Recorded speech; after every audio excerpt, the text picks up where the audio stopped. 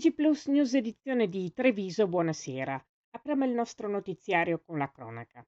Un anziano signore, disorientato e incapace di ricordare dove si trovasse o come rientrare a casa, è stato soccorso dalla polizia locale di Treviso dopo aver suonato il campanello del comando di via Castello d'Amore. Grazie alla prontezza degli agenti e all'utilizzo delle banche dati comunali, è stato identificato e riaccompagnato a casa sano e salvo. L'episodio risale a qualche giorno fa, quando al citofono del comando si è presentato appunto un anziano signore dicendo: «Buongiorno, scusate, non so dove sono e dove devo andare. Potete aiutarmi?» L'uomo è stato immediatamente accolto all'interno dei locali della polizia locale per proteggerlo dal grande caldo. Ulteriori dettagli della vicenda nel nostro sito notizieplus.it. Ancora cronaca. Alle ore 15:30 di oggi i vigili del fuoco sono intervenuti in via Anzano nel comune di Cappella Maggiore per l'incendio di un'autovettura con doppia alimentazione benzina e GPL. L'intervento della squadra dei vigili del fuoco di Vittorio Veneto è valso all'estinzione dall'incendio e alla messa in sicurezza dello scenario.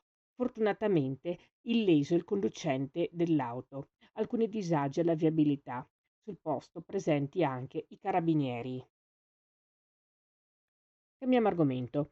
A partire dal 4 agosto e in via sperimentale fino all'avvio dell'orario invernale saranno introdotte nuove corse in linea, in particolare pensate per agevolare gli spostamenti della popolazione più anziana.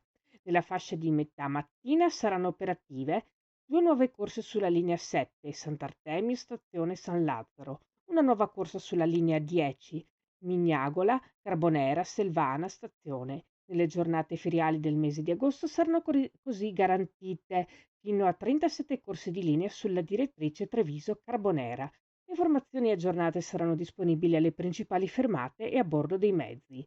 Tutti i dettagli sono consultabili sul sito di MOM Mobilità di Marca. Ancora cronaca. Alle ore 14 di oggi, martedì 22 luglio, i vigili del fuoco sono intervenuti in via San Michele a San Pietro di Feletto per soccorrere un daino rimasto intrappolato all'interno delle sbarre di un cancello di un'abitazione privata.